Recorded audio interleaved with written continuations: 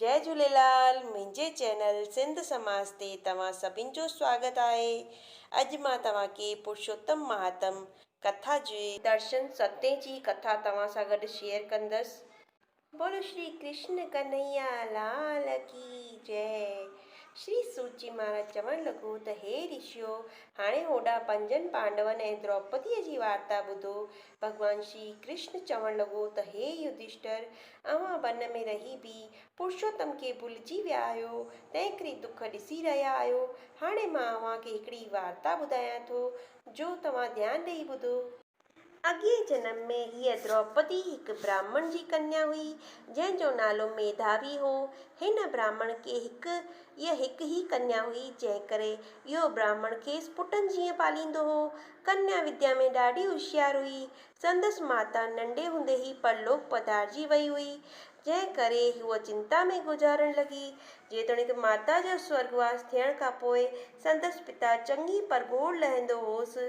जॾहिं कन्या 10 सालनि जी थी, तॾहिं पंहिंजे सौभाग्य ऐं जवानीअ खे ॾिसी पई पिण पंहिंजी साहेड़ियुनि खे गृहस्थीअ में सुखी ॾिसी करे मन ई मन चवंदी हुई त हे परमात्मा, कॾहिं इहो ॾींहुं ईंदो जो मां बि सुख भोगींदसि। हमेशह इन चिंता में हूंदी हुई त कहिड़ो उपाय करियो, देवताओं जो पूॼन करियां जो मूंखे बि सुंदर ऐं गुणवान पति प्राप्त थिए। ख़बर नथी पवे त विधाता मुंहिंजे लेख में अलाए छा लिखियो आहे। मुंहिंजो पिता बि अञा निंड में आहे।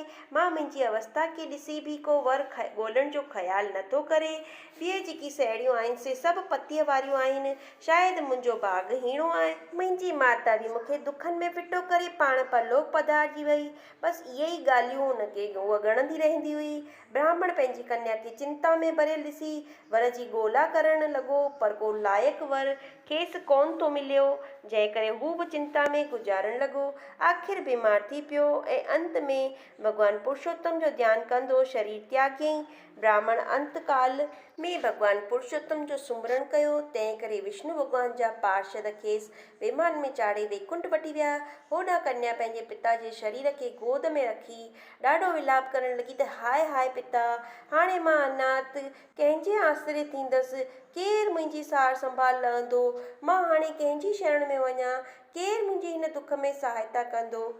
हाणे मां हिन जंग में कीअं अकेली रही सघंदसि? हीउ आश्रम बि हाणे राम दुनिया खां रहित थियो। हे पिता, मुंहिंजो हथ बि कंहिंजे हथ में कोन ॾिनो। हे पिता उथ, घणो वक़्तु सुम्हियो थियो अथई, एतिरो माठ छो धारी अथई? मूं कहिड़ो गुनाह कयो? मुंहिंजे गुनाहनि खे न ॾिस ऐं उथी खड़ो थी। ईअं कंदे वीचारी कन्या अची रोअण में छटकी। अहिड़ी तरह कन्या जो रोअण ॿुधी सभई ऋषियूं गॾिजी कन्या वटि आया ऐं खेसि धीरज ॾेई संदसि पिता जो अग्नि संस्कार करे वरी बि कन्या खे धीरज ॾेई पंहिंजे कुटिया ॾे हलिया विया। कन्या नेठि पाण संभालियो ऐं घर जी सॼी सामग्री विकिणे पंहिंजे पिता जो उद्धार लाइ क्रियाक्रम कयईं। हाणे उहा अकेली वन में गुज़ारण लॻी। हिते असांजी कथा जो दर्शन सतो समाप्त थियो। त तव्हांखे पुरुषोत्तम माह जी दर्शन सत्य जी अध्याय जी कथा कीअं लॻी, कमेंट बॉक्स में ओम नमो भगवंते वासुदेवाय लिखी करे ज़रूरु ॿुधाईंदा। अगरि तव्हांखे कथा वणी हुजे त हिकु लाइक ज़रूरु कंदा। तव्हांजो लाइक मूंखे अॻियां खां अॻियां सपोर्ट कंदो आहे, त प्लीज़ लाइक ज़रूरु कंदा ऐं पंहिंजे दोस्तनि सां गॾु शेयर कंदा, चैनल खे सब्सक्राइब कंदा। ऐं तव्हां ॿियो कुझु सिंधी में कथा ॿुधणु चाहियो त कमेंट बॉक्स में कमेंट करे ज़रूरु पुछंदा। जय झूलेलाल।